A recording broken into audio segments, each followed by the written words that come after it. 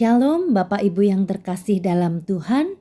Mari sekali lagi kita membaca kebenaran firman Tuhan yang terambil dari Mazmur pasal yang ke-13 ayat 1 sampai ayat yang ke-6. Demikian firman Tuhan. Doa kepercayaan untuk pemimpin biduan Mazmur Daud.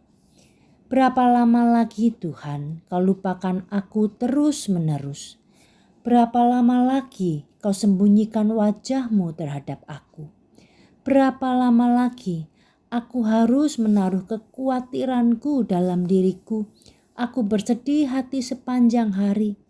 Berapa lama lagi musuhku meninggikan diri atasku? Pandanglah kiranya, jawablah aku ya Tuhan Allahku. Buatlah mataku bercahaya, supaya jangan aku tertidur dan mati.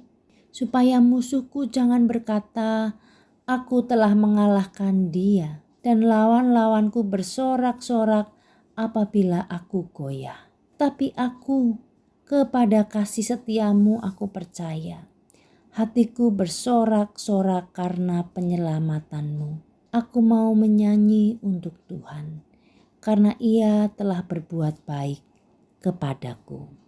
Bapak Ibu yang terkasih dalam Tuhan, ketika kita dalam masa-masa sulit kehidupan ini, kita berada dalam lembah-lembah kekelaman, seringkali kita merasa Tuhan begitu jauh dari kita, bahkan Tuhan melupakan kita. Ketika kita mungkin bergumul dengan sakit penyakit yang begitu serius, yang sudah menaun, yang menimbulkan rasa sakit dan frustasi penderitaan yang tidak terkatakan. Kita merasa Tuhan menyembunyikan wajahnya dari kita. Tuhan berpaling dari kita. Tuhan tidak bersama-sama dengan kita. Mungkin juga ada yang sedang bergumul dalam keruwetan pekerjaan yang begitu melelahkan, yang membuat stres, tidak bisa tidur semalam-malaman. Hati kita dipenuhi kekhawatiran siang dan malam. Bukan hanya kekhawatiran, kemarahan pun mulai muncul. Dan relasi-relasi kita mulai memburuk bahkan dengan keluarga. Karena hati kita begitu gundah gulana sepanjang hari. Kita mulai takut. Kita mulai merasa sendiri. Bapak Ibu saudara sekalian, Daud sang pemazmur ini juga pernah mengalami masa-masa sulit di dalam kehidupannya. Dia juga merasa tinggalkan, Allah melupakannya, Allah terasa jauh. Bahkan hatinya dipenuhi kesedihan sepanjang hari. Kan hanya itu, musuh-musuhnya seolah-olah tertawa, meninggikan diri atas Daud, mencela dia dan bersorak-sorai atas hal-hal yang buruk yang terjadi pada Daud. Dalam iman percayanya, Daud memberanikan diri untuk sekali lagi memandang kepada Allah. Dia memandang kepada Allah. Dia memohon kepada Allah. Dia meminta belas kasihan Tuhan. Agar Tuhan sekali lagi boleh menilik dia, melihat keadaannya, membuat matanya bercahaya, berseri-seri. Dia di dalam keadaan yang sulit, dia tetap percaya kepada Tuhan. Karena dia tahu bahwa keselamatan hanya datang dari Tuhan. Bahkan di tengah-tengah pergumulannya yang berat, hatinya diajak untuk bersorak-sorak kepada Tuhan. Hatinya diajak untuk bernyanyi kepada Tuhan. Karena di tengah semua derita yang dia alami, dia tahu bahwa Tuhan itu baik.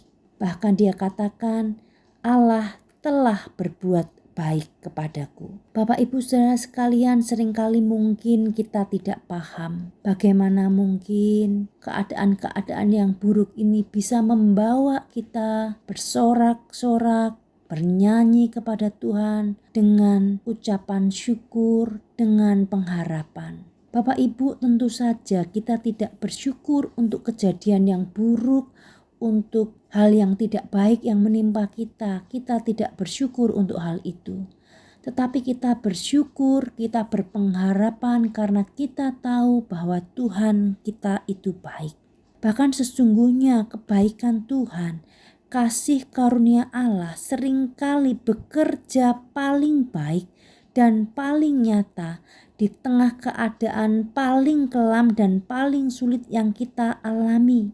Allah kita selalu bersedia dan mampu menghasilkan hal-hal yang sangat baik dari hal-hal yang sangat buruk. Itulah kebesaran Allah kita. Itulah kepedulian Allah kita. Contoh nyata yang boleh kita lihat, Bapak Ibu, salib Yesus. Salib Yesus itu adalah hal yang terburuk yang bisa terjadi pada seseorang, di mana pembunuhan terjadi, ketidakadilan terjadi, penderitaan terjadi, kesakitan terjadi pada sosok yang sama sekali tidak seharusnya menanggung itu semua. Itu hal yang sangat buruk. Tetapi kita lihat di dalam hal yang terburuk sekalipun, Allah sanggup menghasilkan hal yang terbaik. Hal yang terbaik bagi Bapak, Ibu, Saudara, dan saya. Jadi ketika mungkin kita bergumul dengan kehidupan ini yang begitu berat, yang begitu gelap, yang begitu penat, sekali lagi ingat kasih karunia Allah yang melampaui semuanya. Allah tidak meninggalkan kita. Allah selalu bersama kita. Allah tidak melupakan kita. Bahkan Dia mengukir kita, mengukir nama kita di telapak tangannya, diukir dalam paku yang menancap di tangannya. Itu ada nama Bapak, Ibu, Saudara, dan saya. Mari kita terus bersyukur, berharap hanya kepada Tuhan. Allah yang mengasihi kita, Allah yang peduli pada kita. Tuhan Yesus memberkati.